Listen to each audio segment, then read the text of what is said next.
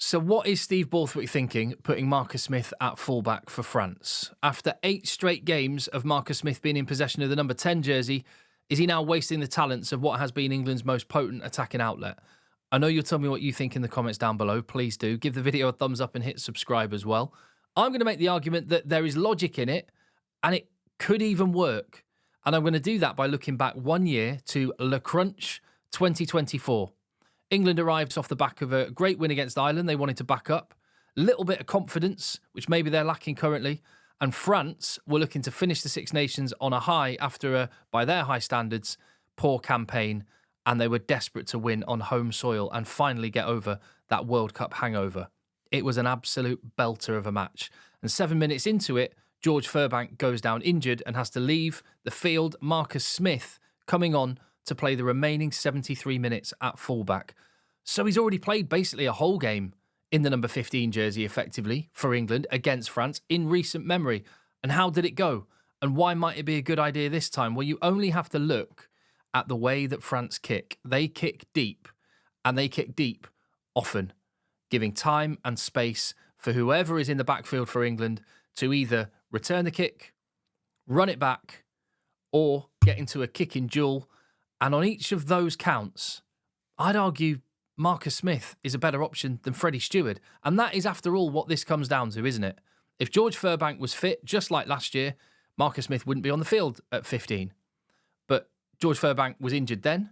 George Furbank is injured now. And the alternative is Freddie Stewart, whose USP is in aerial contests under the high ball, both in attack and in defence. And certainly when it comes to defence, that is a talent of Freddie Stewart's, one that he is elite at, that is of almost no use whatsoever. Look at how France kicked in this match.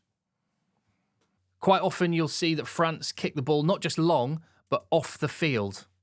The top 14 in France, an amazing league, but they have interchanges, so subs can roll on and off, and they have a lower ball in play time than in the Premiership. Point being, some of their big beasts, Antonio, Meafu, are not conditioned to play multi-phase rugby for extended periods of time. Consequently, they are more than happy every now and again to get the ball off the park and to go for a line out.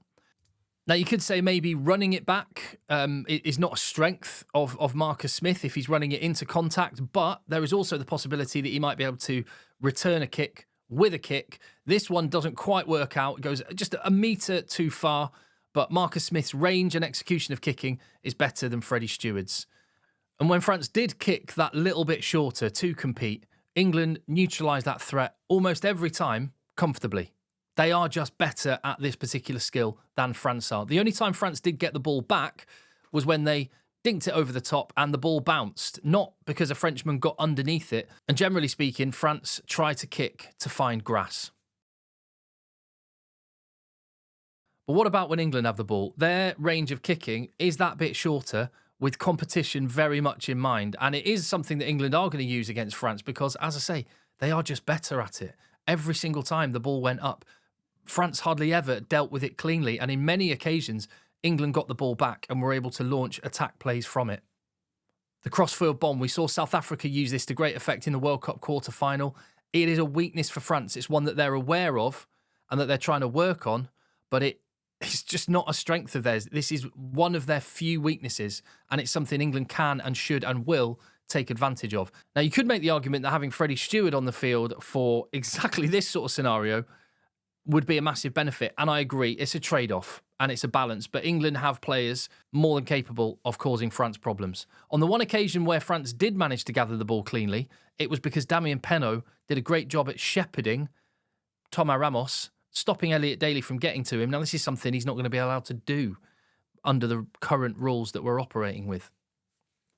And then the next feature of Marcus Smith and Finn Smith being in the same team is what England then do when they have the territory and they have an attacking platform. And quite often in this game last year, you saw both George Ford, who had a blinding match at fly half, and Marcus Smith combining together, both being there in that double pivot role. And really, you can count Henry Slade in that as well. Look at this pass from Slade. Just a reminder of what his distribution skills are like.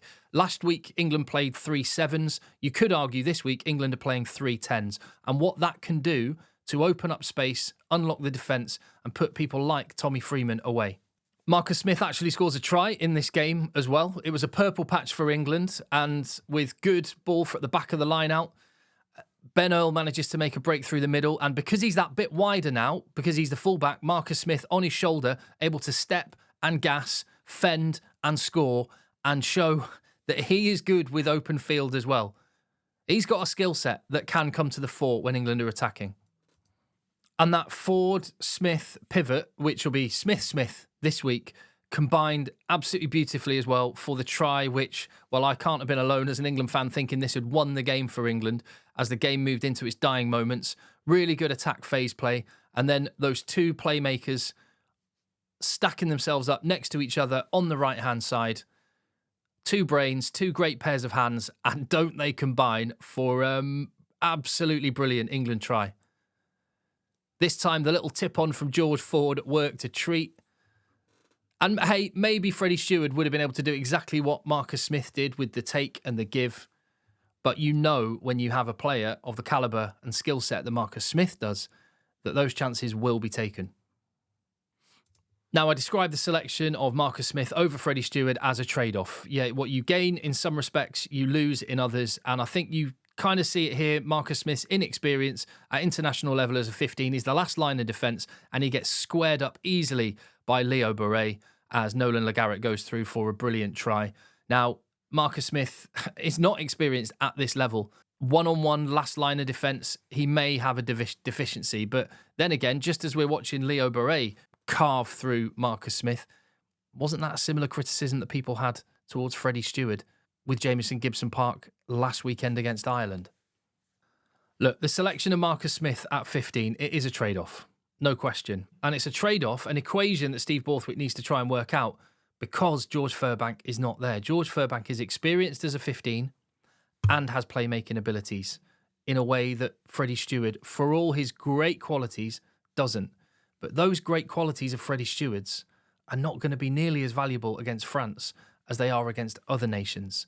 And when you look at that equation, yes, you may well lose something from not having Marcus Smith in that 10 jersey, pulling the strings, being the fulcrum of England's attack. But there is attacking potential there that you unlock with him and Finn Smith in the same team. And I'm looking forward to seeing it. Doesn't mean I'm expecting an England win, but I understand why Steve Borthwick has made the call. And I think it makes sense. I'd love to know what you think. Please leave your comments down below. I'd love it if I would earn your subscription and give the video a thumbs up. I'll see you on the next one.